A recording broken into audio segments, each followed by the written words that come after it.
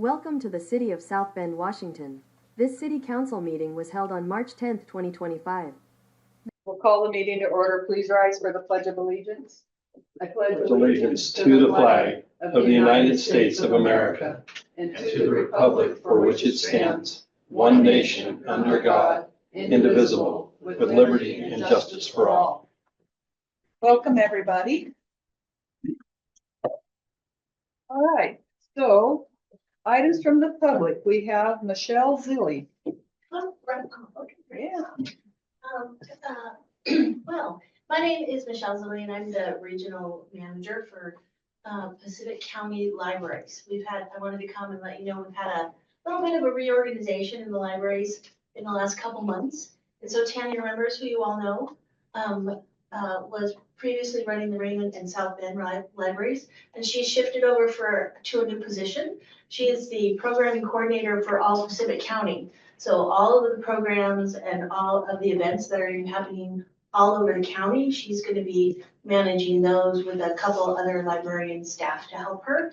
And then I have been managing the Excel and Waco and Ocean Park libraries, and so I'll be managing all 5 of them. We're all still happy and employed. We're just moving our duties around a little bit. So while I'm here, I thought I would let you know a couple of the upcoming events that are happening currently for South Bend.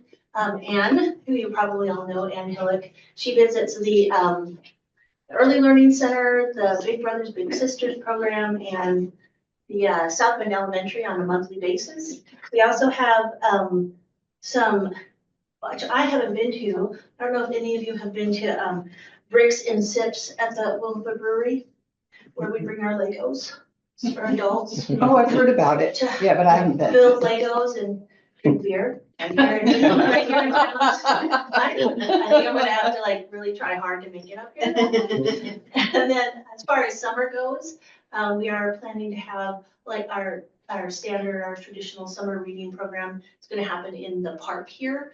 And then we are also still going to be visiting the summer lunch program. And also we've been invited to participate in the Kiwanis Summer Camp. So that's just some of the upcoming events happening at the library this summer. Thank you. And so there Welcome. you go. Is that my 3 minutes? Probably pretty All close. right. All right. Thank you. Thank you. Thanks. Bethany Bernard. Oh, I'm actually just here to be in support of the hospital. Oh, okay. I thought you wanted to speak. I'm sorry. Okay, great. Any other items from the public? Do we have anybody online? No? Okay. So I would entertain a motion to approve the agenda, consent agenda, and the minutes from January 13th, 2025. So moved. Good. Is there any discussion? Just one thing, Mhm. I was asked about, and I read through the minutes and I didn't see anything, but I think it was brought up. Who is responsible for mending the fencing where somebody went over? We're waiting for the second bid on that. Insurance is gonna take care of that. So it's the city. Yeah, it's a city it thing. sounds like it. We went to the state and evidently they said that's your baby. Okay. But 'cause they it's- had been working it in the past, or working on it in the past. Yeah, it wasn't in the minutes and I've been asked about it, so I would like Yeah. for something like that to be put into the minutes that. But it should go against the violators insurance, correct? I believe that's where it's gonna end up.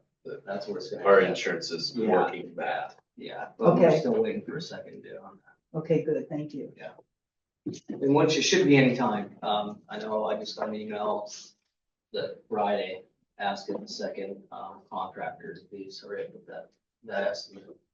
So. Okay, All right, anything else? thank you. All in favor? Hi. Any opposed? Motion carries. Do we have any correspondence? No correspondence. Okay.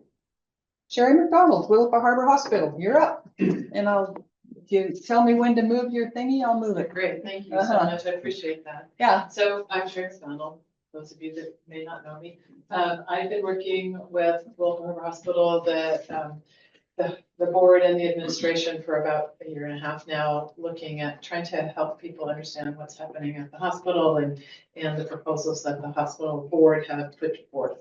So tonight I want to talk a bit about the history of where that's come from and where the next step is going to be. So,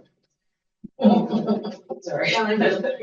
So back in April of 2021, the board decided that they needed to have a master facilities plan. They wanted to have an evaluation of the facilities that are up there, and so they embarked on a master facilities plan.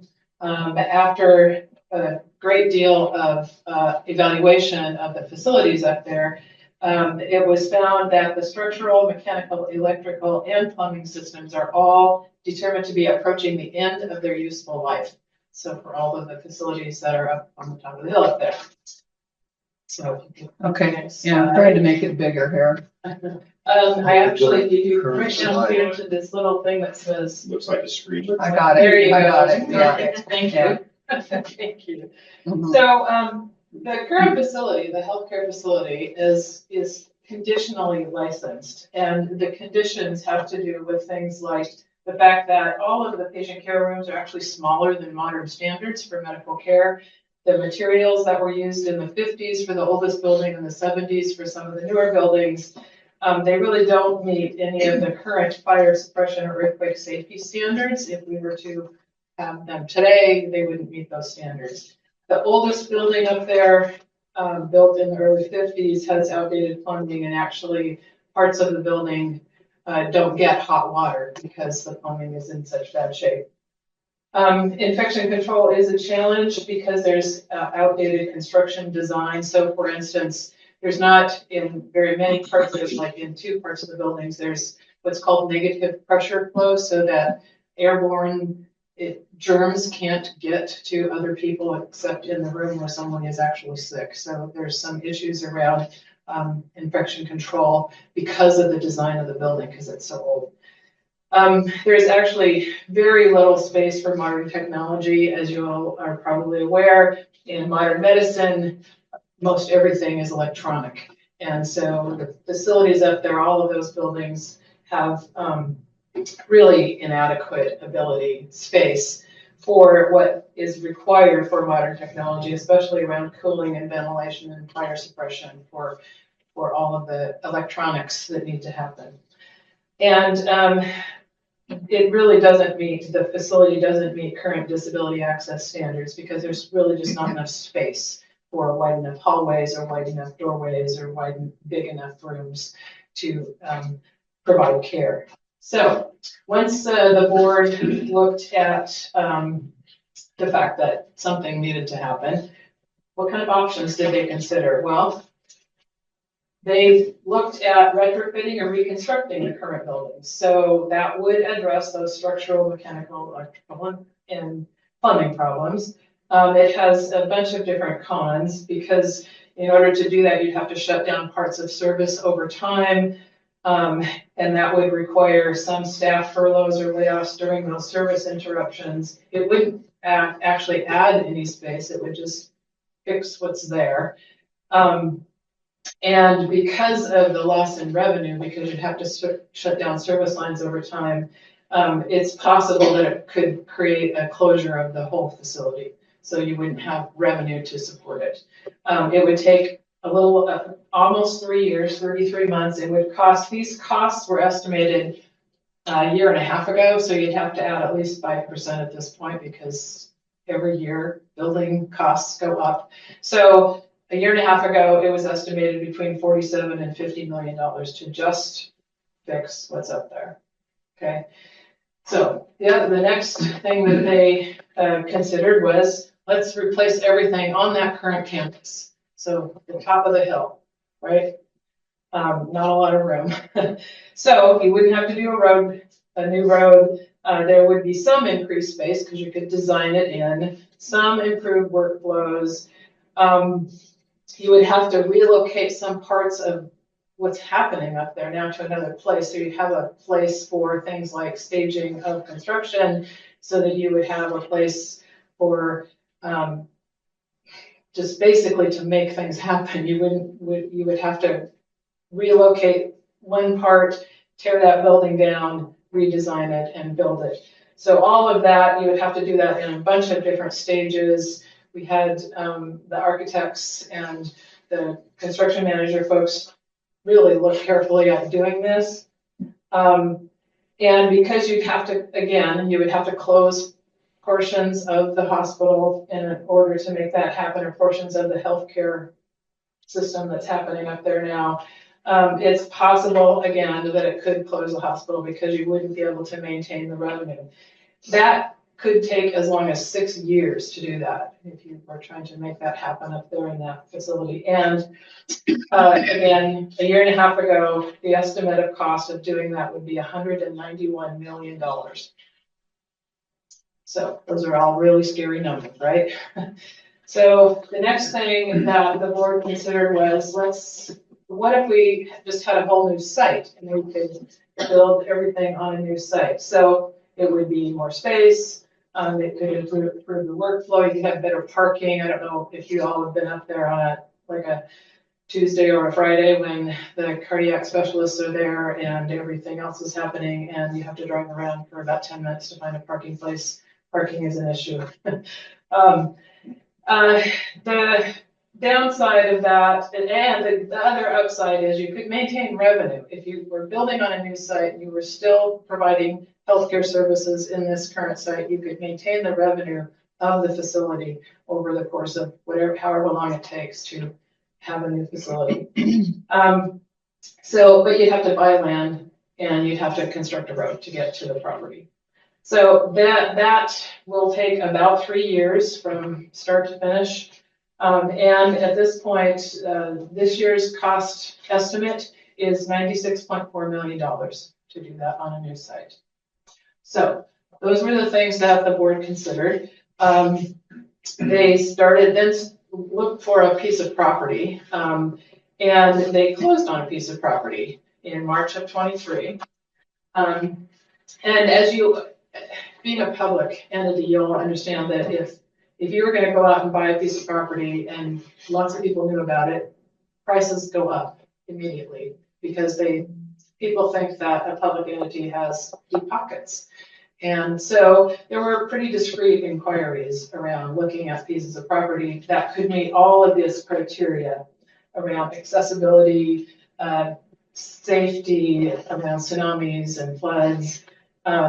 We have to maintain our critical access hospital status in order to maintain the revenues. And that requires that this hospital continue to be at least 35 miles from another like facility. So it has to be in a certain area in order to maintain that designation. It had to be of a sufficient size and the right topography and geography to make it work. So looked around, and if you find a piece of property that meets all that stuff, then you have to have somebody who's willing to sell it to you, right? So, and it has to pass a bunch of different technical evaluations, geologic evaluations. And there were actually 2 sites that were considered, but the Delaware Avenue was the only site that actually passed all of that criteria, including the geotech and all of those things. So that's where they got to the Delaware Avenue property. So the Delaware Avenue property does have access from 2 sides, from Highway 101, and it's currently platted city streets that get to that piece of property. And that from 101, there would be some really small layback easements that would be required that they would have to negotiate. So that they're working on that right now to figure out exactly what that easement might have to be. And the access road from the Raven South End Highway would require an easement, but just from one property owner. And again, that's being designed, figuring out exactly what kind of property needs to be purchased in order to make that happen. So then once they figure out all those things, they then selected an architect, went through an RFP process, as you all are familiar with. They also consulted with experts in financing and debt capacity, people that do this work with small rural hospitals across the nation, actually, the financial folks that they have been working with. They then went through a process of design criteria for an ideal facility. And in August of 2023, that first round came to a project that was 70,000 square feet and a cost estimate of $126 million, which the board was appropriately shocked and not happy, and decided that they really did not want to go to the public with that kind of ask. So then went back and reduced a number of different things around programs, around the actual construction, around medical equipment. So for instance, right now, what happens up there is there are 2 trailers that come on alternate days. One that does nuclear medicine, one that brings MRI. And they really, really wanted to bring those things in-house so that they would be available 24/7, 365. And the fact is that they couldn't afford that. That was part of that 126 million. And so they decided that they would not do nuclear medicine, but they would still do the MRI, have the MRI in place in the new facility. So that helped reduce that down to $92 million. So from 126 million to 92 million, excuse me. And at that point, went out for a bond. You'll remember that. One time, $46 million bond failed. I just wanted to mention here real quick that there's been some social media stuff going around that the bond was up and failed twice, which I don't quite understand why, but it's only been out there once. So in case somebody asks you that, it's only been asked for once at this point.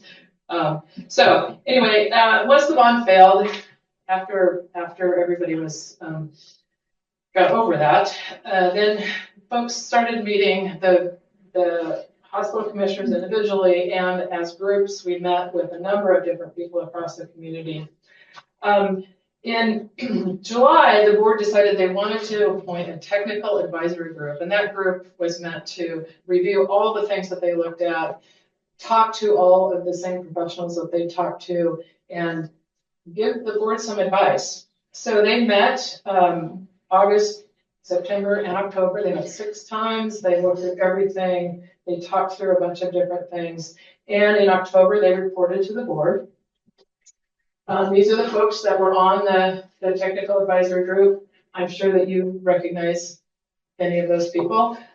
They all came to, not everybody came to every meeting, but everybody got all of the information written down if they didn't come to the meeting, or if they did, they got it written down anyway. So once they came and really they worked hard at listening and figuring out what could be done differently. So the summary of what their consensus, we were working toward a consensus. And what that meant is that everybody in the room understood what they were saying, and that not necessarily that they supported 100%, but the fact that, yes, this makes sense and we all agree on the same thing here. So basically, they said that the current facilities at the current campus needs to be replaced. They also said that we have to maintain revenues and services. We don't want to have fewer services than we have now, certainly. And if there's a demand for other things, we want to be able to make that available to people in the community. So we have to maintain revenues and services, and we should have everything on one site. The hospital, the clinics, and the administrative functions all on the same site, so that we don't have 2 sites that we have to maintain and cost more for those sorts of things. And we need to take time to fully inform the voters about what's being asked of them. So then, in December, the board decided they wanted to run another bond. They debated between April and August and decided they wanted to run the bond in April. And in January, they, after consultation with their financial advisors, looking at a number of different things like where are the revenues of the hospital going at this point, and actually they're pretty healthy, especially for a healthcare facility of that size. They actually do really well financially. So they were able to reduce the proposed bond amount from 46 million to 42 million. And so that 42 million, remember, is less than half of the total cost of a full new medical facility. And if the bond were in effect in 2025, given the property valuations the estimate collections would be $1.30 per thousand. And this thing that I handed out to you, it not only gives you a lot of information about cost and what is going on in the cost, but on the other side, it gives you some very specific amounts of, if this were in 2025 and it was $1.30 per thousand, this is how much it would cost you in a month. This is how much it would cost you over the course of a year. So that's what that's about. So the cost, as you can imagine, has gone up in a year. And so the cost is $57.5 million for construction. That includes a contingency. People are concerned about cost overruns. So there's a contingency in that portion about the construction itself. Road improvements, equipment, IT, soft costs, as they say. Soft costs being things like design, project management, permitting, all those sorts of things. That line item also includes a contingency. And we have to pay sales tax, $6 million sales tax. And there's a cost to financing. So the financing would be about $5 million of all of this. So that's the cost. And again, you have a handout that has all those details in it. Now, so what would this mean for our community? So it would mean that we would maintain healthcare services in North Pacific County for me, for generations after me. I was born at that hospital. I worked there. I told you this before, I think. I worked there as a nurse's aide when I was in high school. My mother worked there in a couple of different positions. It's in my blood. My parents and my grandparents helped pay for that. And so we could maintain that for our generations that come after us. We could maintain the revenue during construction so that we wouldn't put the facility at risk financially. And the new facility, if it were built at the Delaware Avenue site, would be easily accessible. It would have two ingress, egress. We wouldn't have to worry. You could still get to the hospital if 101 floods, kind of like it did back in January during the king tides. So you could still get there. There would be space for expansion as the community needs might change. There would be better design for efficient workflow and privacy and security and the accessibility that is lacking at that facility right now. So how do we fund this? Well, the bond, $42 million. The other portions are supported by the actual operations, the service revenues that come in. We have requests out to the state legislature. As I understand it, we are actually in the capital facilities appropriation budget, not yet finalized, not until the end of April, but our senator and both of our representatives are supporting that in the capital facilities request. We also have a request to the feds. We're working with Senator Murray right now. We will be working with Senator Cantwell and Representative Blusenkamp-Perez on a federal appropriation. We are constantly writing grants and looking for fundraising. So what is interesting, and we're looking for ideas about grants, but remember, I've been looking at everything, and it's seldom that you find a grant that is about capital facilities. It's usually about a service, and it's usually about a service expansion. So there's some issues around that, but we're looking at it. So a $42 million bond would cost about $1.30 per thousand.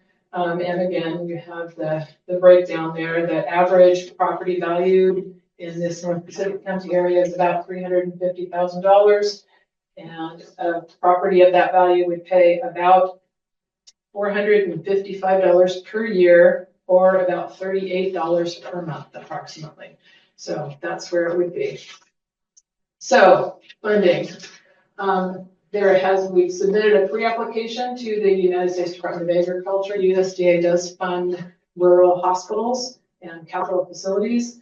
And the next steps for that are dependent on the passage of a bond. So you have to have that level of local commitment to move forward with USDA. And again, the state legislature, we are requesting from them $5 million that would support a women's imaging center as part of the full prospect of the project. The congressional directed spending at the federal level, we're asking for $8 million to support specifically the primary care portion of the full facility. We have a request last fall of $5 million to FEMA to help support the portions of the building of the fiscal of the place that would allow us to have redundant water and electricity and all those sorts of things, and be able to house people for a short time should there be a big emergency.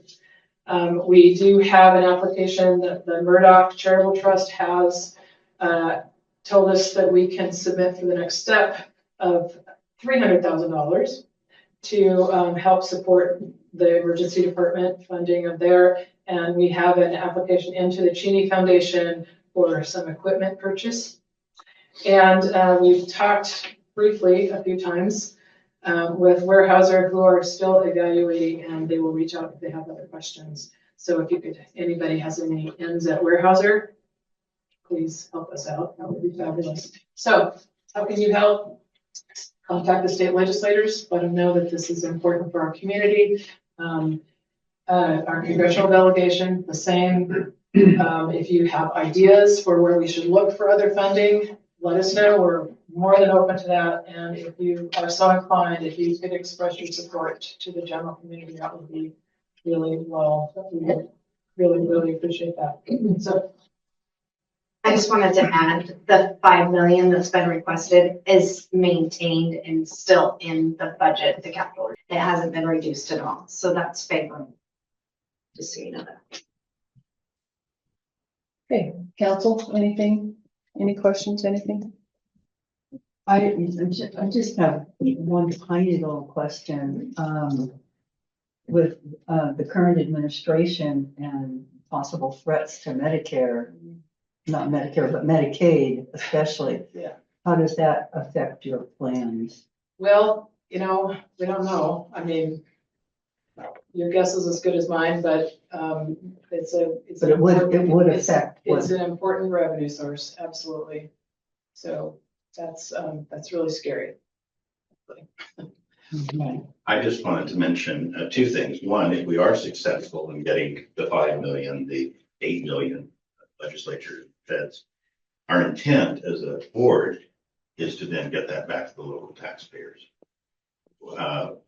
USAID or US, no, they got eliminated. USDA They're next. has particular rules we'd have to follow to do that, that's up to them. But the intent of the commission is to get that back to the local taxpayers if we can backfill that way. So. That was my question. The federal funds that you listed, the big monies that are in question. Wouldn't that be sweet?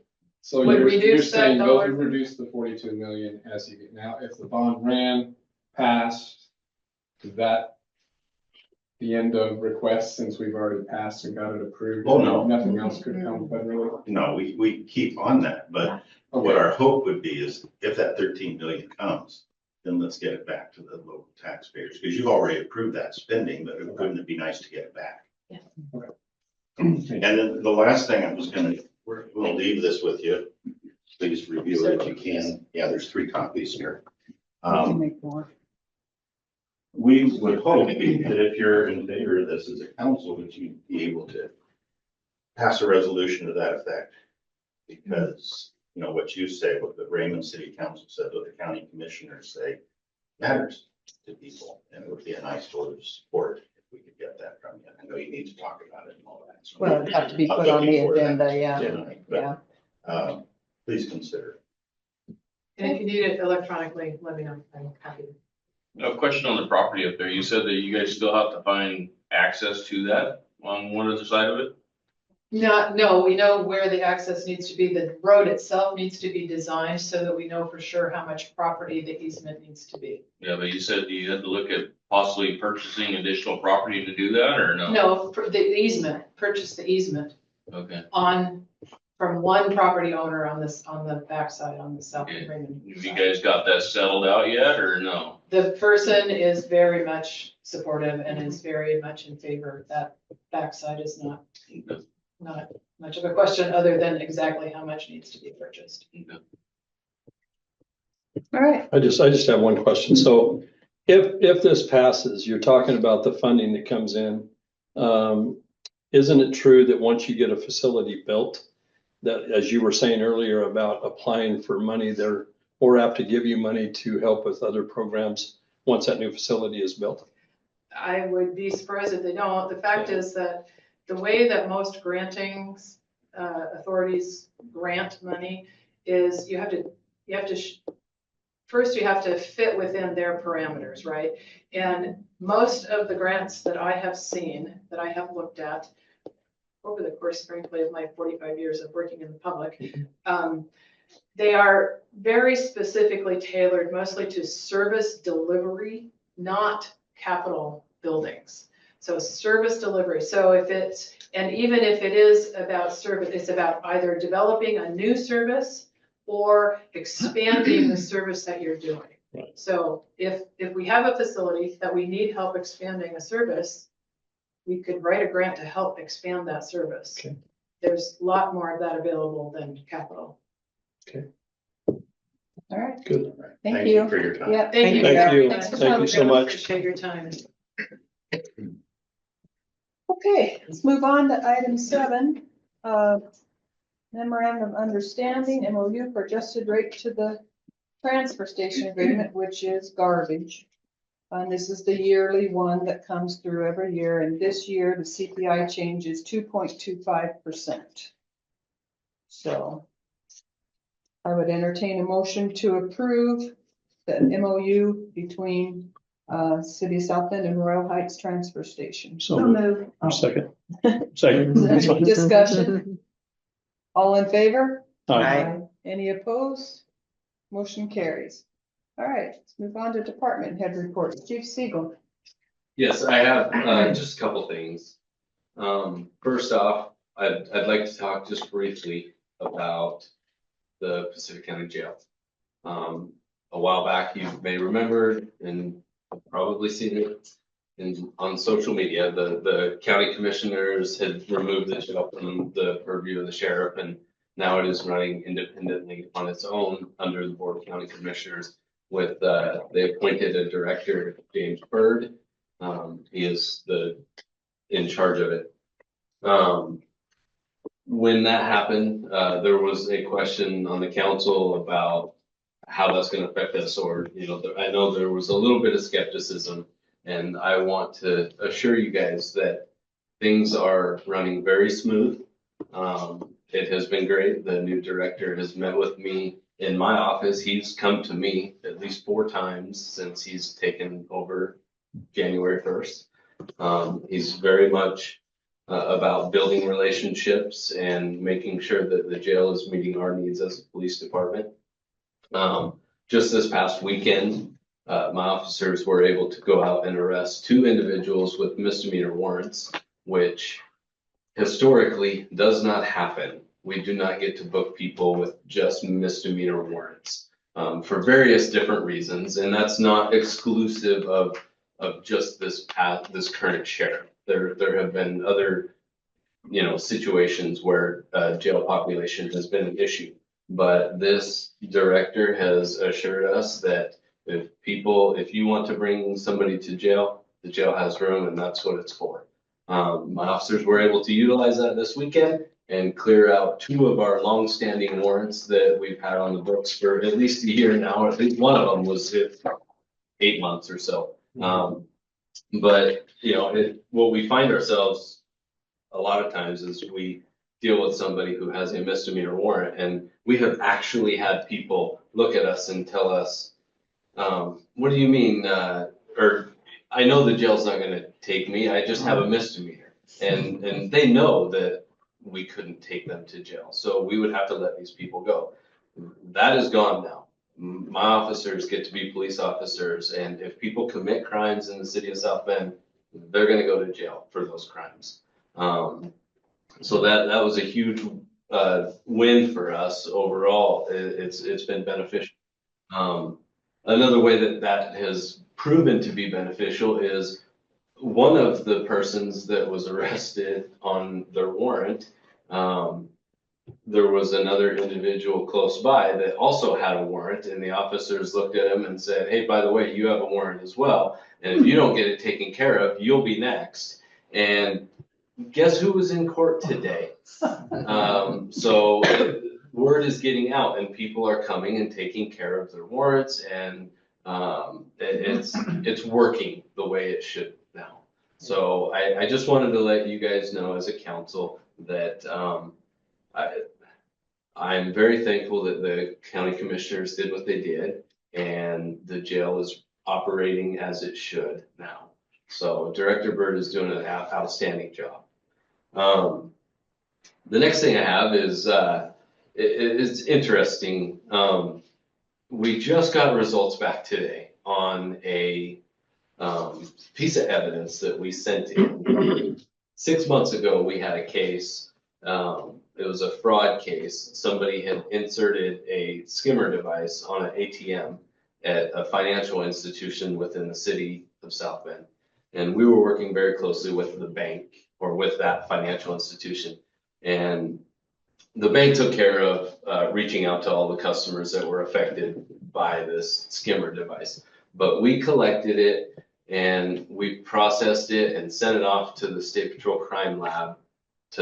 We noticed that there was a fingerprint on it, so we sent it off to the crime lab to help see if they could raise the print and run it against their database. Historically, I will say, since I've been in law enforcement, any case that I have sent in to the state crime lab to check against their database for fingerprints, I have never gotten a hit. Unless it was a specific incident where we were able to give them a suspect and they were able to compare it to that suspect. That happens quite frequently. But just in general, if we send something in and say, "Hey, we have this case we're working on, we found this evidence, here's a fingerprint, can you check it?" The amount of files and people that they have to run that against, it's almost impossible to get a return. 6 months later, we got a notification today that we got a positive ID. They gave that this person was in the system. They have a history of fraud type crimes, and my officers are actively working the case and working with the jurisdiction where this person was known to live, to work this case through all the way and able to bring charges against them. But it was just kind of a surprise this morning when I came in, and my officer was giddy and excited, and I was too. It was pretty impressive. So I just wanted to share that with you. It's in my entire career, I've never had one hit like that. So I was excited, and maybe it's the money that the legislature has thrown at the crime lab to speed different things up. I'm not sure, but it worked, and we have a suspect with hard evidence now that we'll be able to take to the prosecutor's office. So. Awesome. Yeah, that's NCIS type of stuff. Yeah, a little bit slower. Yeah, a little bit slower. Only 6 months, but it happened. Yeah, cool. That's cool. I mean, it takes longer than an hour to solve. Yeah. All right, Supervisor Help. I just have a couple items as well. So we're rounding out the Safe Routes to School project from WashDOT. Everything seems to be coming together. We just have some striping and some restoration left for that, and we should be done. We also have bid openings on the 19th for the First Street reconstruction project, and also the Cheney Park Sports Court rehabilitation project will both be on the 19th. So they'll get those projects underway this summer as well. Yeah, that's all I have. Okay. Clerk Treasurer Johnson. I have nothing. Okay. I just have one thing. I got a call from Governor Ferguson's aid representative to our area, and Governor Ferguson will be here Saturday and would like to meet with the local leaders. There's like 15, 20 people to come. And so I will be meeting with them from 1 to 2:30 on Saturday. And I am allowed to bring 1 to 2 others with me. So if there's anyone on the council that would like to go, you are welcome to come and attend that. That's the crab feeder, I already have. Yes, I think that's why they're coming to the area, is because it is for the, I'll be out of town at a graduation party. well, you don't have to tell me right now, but if there is a counselor that would like to go, or even up to 2, I just need to let them know in advance that you would like to attend. Do we get crab? But no, it's not the crab. It's the meeting prior to Oh, that. So I'm okay. sorry. Nice try, Jenny. Yeah, yeah. We take it So- as gravity. Anyway, I think it's nice that he has reached out and wants to meet with the local leaders and talk about issues in our area. That's very nice. So, yeah. Okay, so do we have any public comments regarding our current agenda items? Does not appear that we do. Okay, council comments. Let's go to Councilor Kuiken. I'm good. Councilor Mammo. Councilor Corcoran. Oh, good for you, Rita. That's great. And good for the county, for making this all happen. I think that's great. Get as many of the bad guys as you can. That's the goal. It's been very beneficial Yeah. for us since this change came into effect. It's like night and day. Yeah, I'm good. Yeah. Councilor Davis. Nothing. Well, I have someone with my same name. I don't know if people have Yes. come in contact with her lately, but just beware, it's not me. And you can probably tell. Probably pretty obvious. Huh? Yeah, mostly it is, yeah. Yeah. Is she from the beach? No. Oh, okay. I don't know where she's from. I told Phil, I said, I'm going back to Janice Hall. Taking the day, Change them in. taking the Davis off. Well, if it helps, there's not very many bunnies around. Yeah. Just thought I'd let you know. All right, Councilor Williams. I just got a couple questions for Chief Stegall. One, I had a question. Down the pass where Robbie lives, the road that goes on down and you get down to the bend there's some people living like. We're working on it. Okay, Yep. I didn't know if it was somebody that actually owned the property that lived there, or I just happened to drive by there and seen it, so I thought I'd ask. I Yep, didn't know. we just got an official complaint last week. Okay. And Officer Fuller is on it. Good. And the other question I have, Dennis, is the new project that they're finishing up. Those big open areas, are those gonna be planted in grass? You know, River Rock. River Rock, okay. Yeah. Well, someone asked me that question. I told them I didn't know, so I thought I'd ask. We don't want to mow every. No, I get it, but someone thought they heard that it was gonna be in grass, and I said, well, I'll ask. Doesn't make sense to me, but we'll see. Yeah, yeah. Okay. Have we heard anything on the library?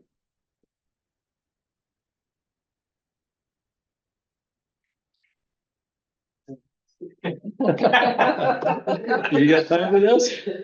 Yeah, we've done a little bit, so from insurance, they did say that they'd give us some money to, I guess, restore the library with fire damage and stuff. So we have a contractor working on an estimate to see if that's actually what it's gonna take to see what the scope of work actually is. And at that point, we're gonna get that information, all that information, bring it to TRL, you guys, and Commerce, and see which direction the city's wanting to go, because we don't know if, we need to get it up to snuff and safe for the public. And if that's not enough money to do that, then we're gonna have to come up with a different idea. So, Can I ask a stupid question? This is an historical building, right? Is it on the register? I think just for Washington, not the Federal Registry. Is there any kind of funding available through that? Through a historical building society? I'm not sure about that. I know Jenny was the one working. She looked at a lot of things. Yeah, and she she did. planted this one out in Commerce, so maybe she did go down that route. I don't know. I'm not sure. But anyhow, in a couple of weeks, we should have an estimate from the contractor to see where we stand on the rehab of that building. You know, so we're kind of just waiting still. It's unfortunate, you know, that insurance has drug it on, and it has been just insurance. We've been waiting on insurance to make up their mind on what they're gonna do. We did come up with a figure. That figure is, it was $172,000, I think is what it was. Was. And we'd already burnt up roughly $57,000 with, I think, a window replacement, some mold and smoke, ceiling. So we have roughly 115 to deal with to get the rest of the inside. That's the asbestos, right? Yeah, and the lead.